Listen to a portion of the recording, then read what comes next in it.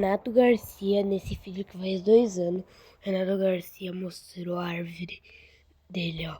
Esse daqui é o spoiler da lenda da árvore, ó. Pesquise na história da lenda da árvore. Ele postou isso daqui. Esse daqui, com certeza, é a árvore do Renato Garcia, porque ele ia dar uma pista. Esse daqui que é a verdadeira árvore do Renato Garcia.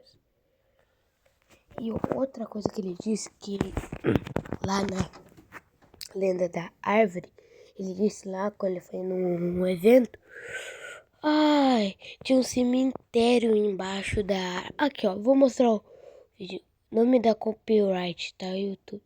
Eu tô só mostrando, eu vou só explanar algumas coisas aqui, ó. Suspeita árvore da lenda. Uma dicasinha, ela fica tipo embaixo do cemitério, fica embaixo dela. É um cemitério muito antigo. Embaixo do cemitério. Aqui está a ficha, Renato Garcia.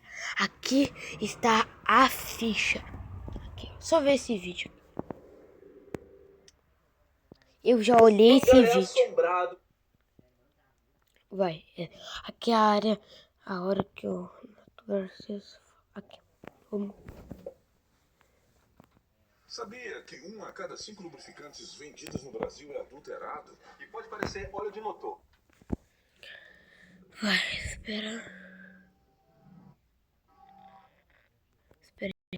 Caçadores de lendas acharam a verdadeira lenda da árvore. É um lugar que a gente tem que tomar bastante cuidado. Olha. Essa árvore, caçador de lenda? É, essa árvore é sinistra. Essa árvore, caçador de lenda? É, essa árvore é sinistra. E se você quer que o Renato Garcia revele essa lenda logo, deixa o like, se inscreve aqui no canal pra eles verem.